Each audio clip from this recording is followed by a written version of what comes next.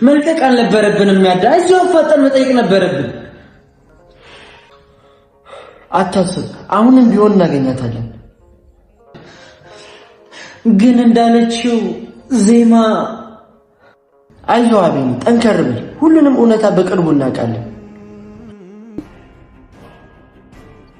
እድል የት ነሽ? እኔ ደውልልሃለሁ አትደውል አላልኩ?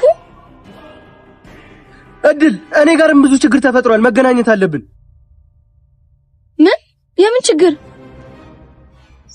ተገናኝተን ማውራት አለብን እድል። እሺ የት ትመጣለህ መሰለህ?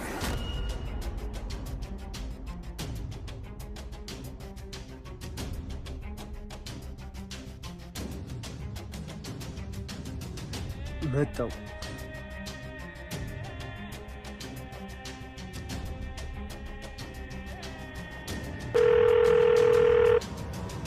ሄሎ ሉል ያለችበትን ደርሼበታለሁ። ደግሞ ኢዛና ጋር ምን ችግር ተፈጥሮ ነው? ይሄ ደግሞ ደወለ። ሄሎ እሺ ባክሽ ትንሽ ጣል ጣል ያደርጋችሁኝ አልመሰለሽም? ምንም ቢሆን እኮ የጋራ ሚስጥር እንዳለን አትርሱ እንጂ። ይቅርታ ትንሽ ችግር ገጥሞን ነው።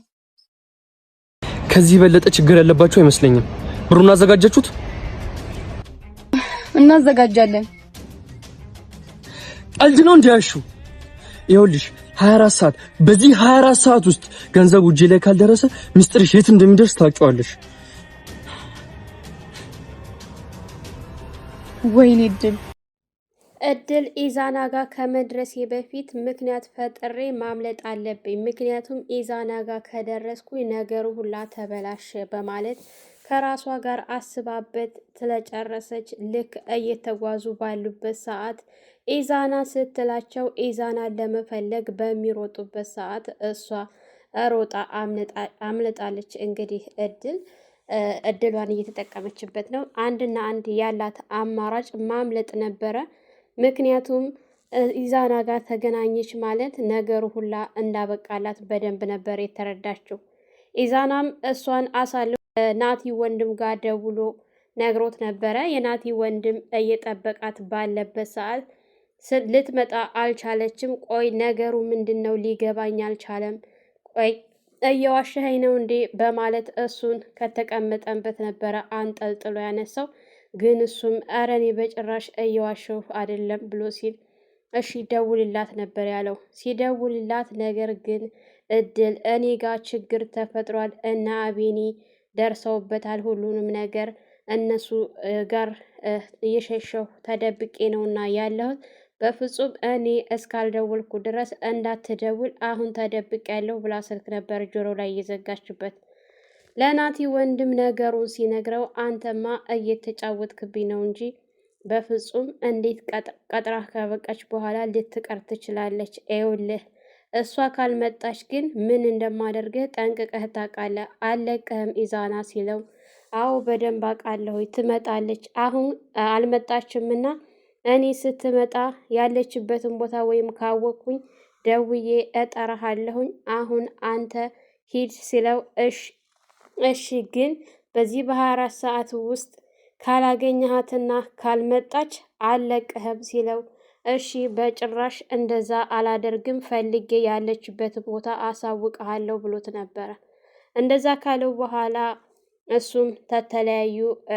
እድልም ተደብቃ አቤኒና ያዳ ፈልገው ተስፋ ቆርጠው ወደ ቤታቸው ሲመለሱ በጭራሽ እኮ መልቀቅ አልነበረብንም። አየህ እዚሁ ቤት አስቀምጠን አናዘናት ብሆን ይሄ ሁሉ አይፈጠርም ነበረ። እሷን በጭራሽ መውሰድ አልነበረብኝም።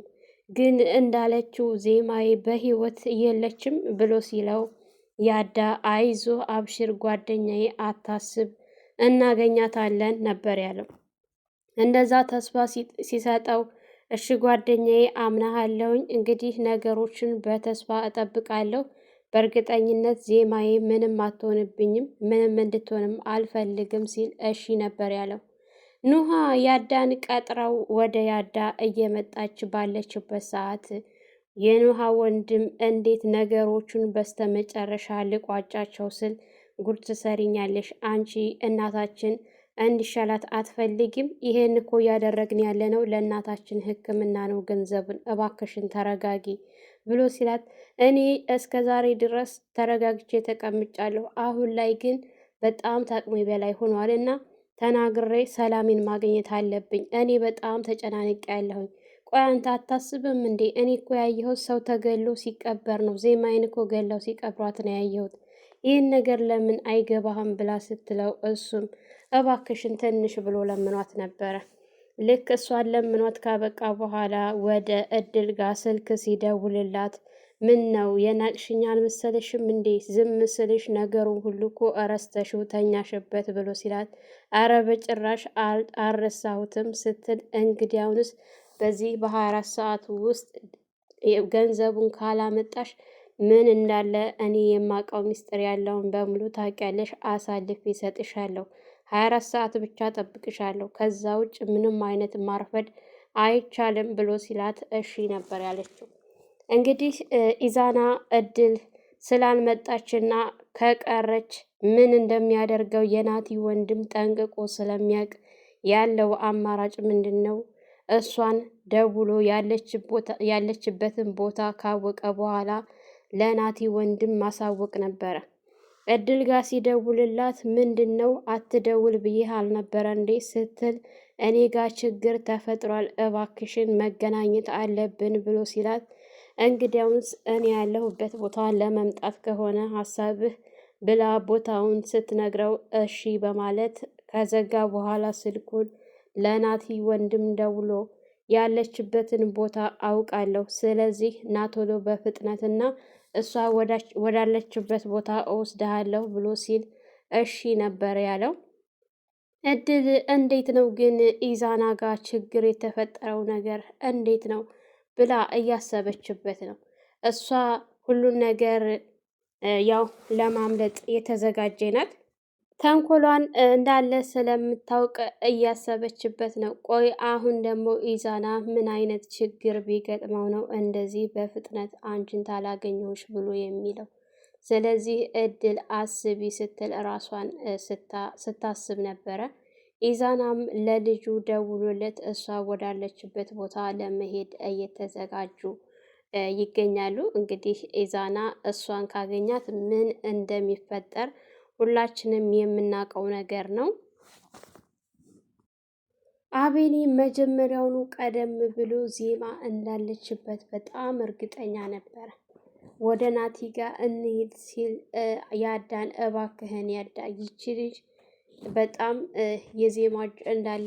የዜማ መጥፋት ላይ እንዳለችበት በጣም እርግጠኛ ነኝና እዛ መሄድ አይጠበቅብንም እዚሁ እናናዛት ብሎ ሲል ያዳም ግን አይ አንቸኩል፣ እስኪ ምናልባች እሱ የሚያውቀውም ነገር ካለ ሄደን ብናረጋግጥ ይሻላል ብሎ ሲለው እሺ በማለት ያዳን ሰምቶ ስለነበረ የሄደው አሁን ላይ በጣም ተጸጽቷል። አሁን እኮ እድል ካመለጠች ምናልባች ዜማን ላናገኛትና ላደርስላት እችላለሁኝ። ዜማ እኮ በህይወት ላትኖር ትችላለች፣ ምክንያቱም እድል እንዳለችው ከሆነ ብሎ ሲል አይ እንዳጨርሰው ጓደኛዬ፣ በፍጹም ዜማ ምንም አትሆን፣ እናገኛታለን። ይቺ መሰሪ ደግሞ ተደብቃ አትቀርም፣ የት እንደምትሄድ እንከታተላታለን፣ እንደርስባታለን። ስለዚህ አግኝተናት እውነታውን በደንብ ማወቅ እንችላለን እና እባክህን አንተ ተረጋጋ፣ በመጀመሪያ ወደ ራስ ስትመለስ ሁሉንም ነገር እንደርስበታለን ብሎ ሲል እሱም ምንም አማራጭ ስለሌለው ያለው አንድና አንድ አማራጭ እሺ በማለት ነበረ ነገሩን የተመለሰው።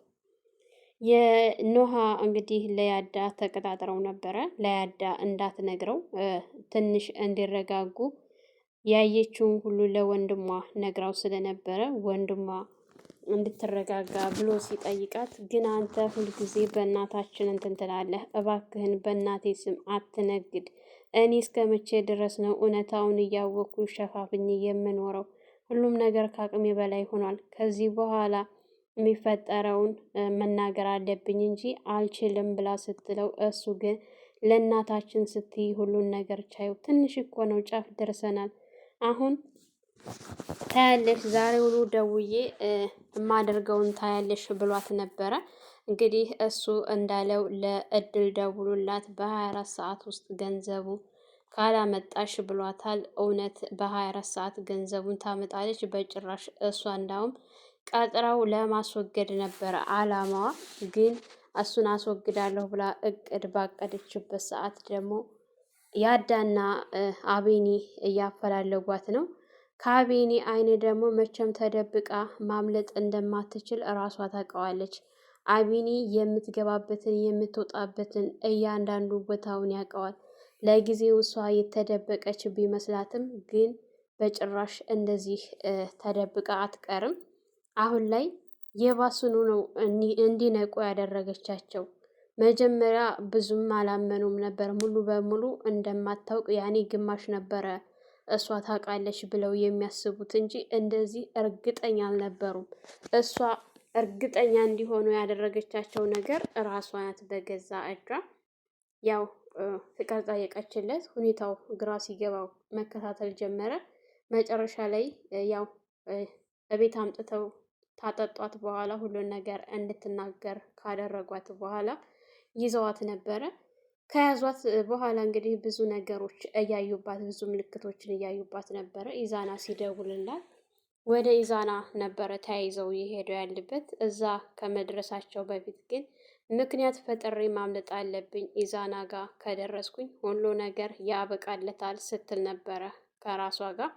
በዚህ ልክ አምናዋት ቢያንስ እንኳ እጇን መያዝ ነበረበት። ያው እርግጥ ስለጠላት ነው አውቃለሁኝ፣ ግን ቢሆንም በዚህ ልክ እንድታመልጥ ትልቅ እድል ሰጥተዋታል። እነሱም በአይነ ቁራኛ ሊከታተሏት እንጂ ልክ ኢዛና ስትላቸው እነሱ ሀሳባቸው ወደ ኢዛና ሲያደርጉ እሷ ያላት አማራጭ ምንድን ነው? ማምለጥ ነበር። እንግዲህ በመሀል ከተማ ላይ ሩጫ ሲሮጡ በጣም የሚያስገርም ነበረ። እድል አሯሯጧ በጣም ገራሚ ነበረ። በጭራሽ ሊደርሱባት አልቻሉም። እሷና እነሱ ያሉበት ርቀቱ በጣም የተለያየ ርቀት ላይ ነበሩ።